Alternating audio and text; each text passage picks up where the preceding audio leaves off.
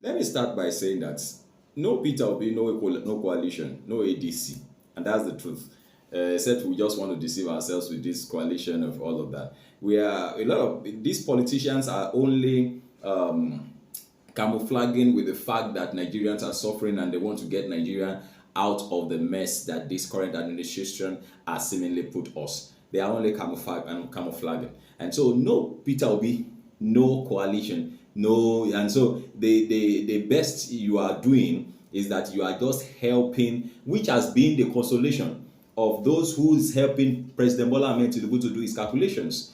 Those who are supporting him and helping him to do his calculations are doing so on the premise that if the ticket is not given to Peter Obi, he will leave that coalition and probably go to a party where he will be accepted and given the ticket, and that singular act will split votes and, of course, give President Bola Ahmed Tinubu an upper hand. Let me say this. You see, you cannot say that you want to save Nigerians out of the mess that we are in, and what you are doing is still reflecting ambitions. I do not expect that this coalition or whatsoever should be characterized by people who have ambitions. If it's actually for the sake of Nigeria, should there be a competition again?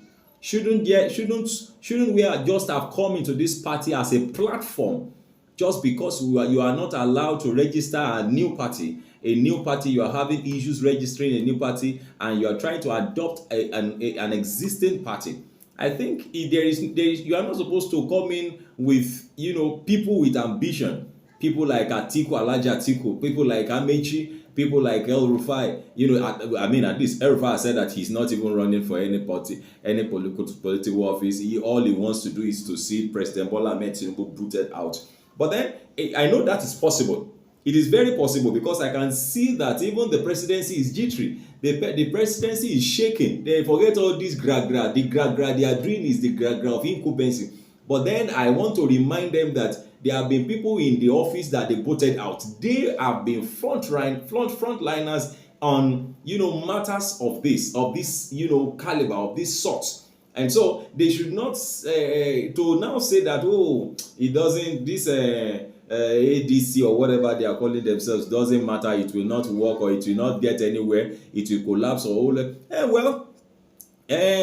it's okay, but do not conclude, never conclude that you cannot be booted out of office. And just like the response that ADC gave to the presidency when Bayo Onanuga came out, Mr. Bayo Onanuga came out and said that they are trying to destabilize the government and administration of President Bola Ahmed Tinubu and all of that. And I love the response that the ADC came out with, saying that they are not going to use guns, no bullets. It's not bullets that will be used to kick President Bola Ahmed Tinubu out, but votes. It will be votes and not bullets. So it's not going to be a violent one. You see, the 2027 election is an election between Nigerians and faith, and what we have today between Nigerians and President Bola Ahmed Tinubu. So it's going to be a very tough one. I want the APC to see things from that perspective. I hope that they are ready for the shock of their life, come 2027. I hope they are ready.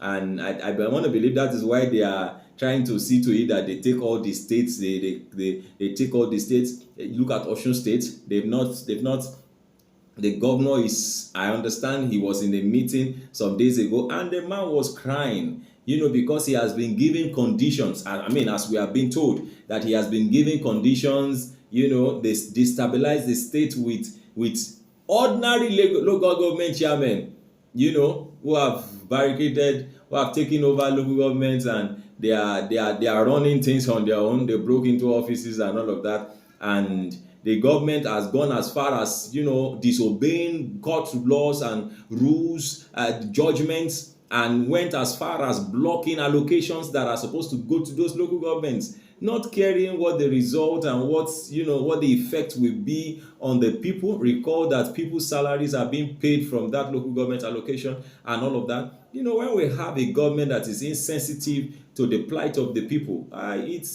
saddens me, and I believe it saddens quite a lot. And it interests me that, I hope that people are able to transfer their aggression to voting.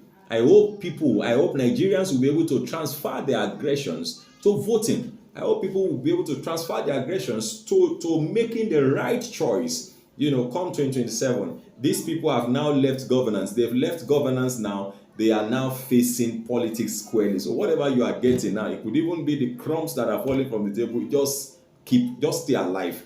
Just stay alive. But I know that there are better days ahead of Nigerians. There are better days ahead. We will soon look back and we won't see these issues, these troubles that are, hitting us, both left, right, and all of that. None of us ever imagined that things could ever get this bad. We never imagined it. I didn't imagine it. I knew that things would get bad, but not this bad. In any case, there is hope. There is hope, and there is hope, and there is hope. But then let me say this again: no Peter Obi, no coalition. The best thing for this coalition is to just give the ticket. Give the ticket. Let it be a consensus thing. Give the ticket to Peter Obi. But will an Atiku want to leave the ticket? Will an Amici want to leave the ticket? Will an El Rufai be willing to let go? I mean, think of these things from different perspectives. And so because of this thing, some people have gone to the table and do the analysis, and they've said that, okay, if this does not happen, Peter Obi will return, and then there will be a split in the vote and all of that. I know even if there's going to be a split in the vote, you remember that the last election, the margins were very slim.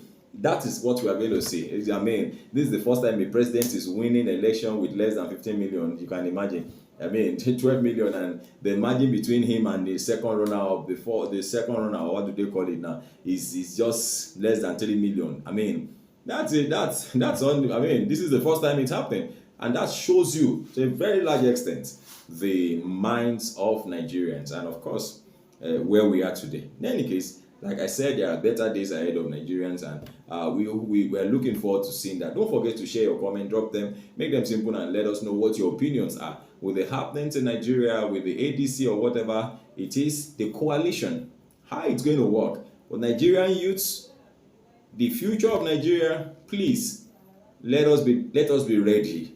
Let us be ready. Let us be ready to take our lives in our hands and be serious about the future of this nation. We have all it takes to be the best in the world. And please, let us work at that. Let us look at that, not violently, but sensibly. Please, share this video with others, please. And drop your comments once again. Make them simple and civil.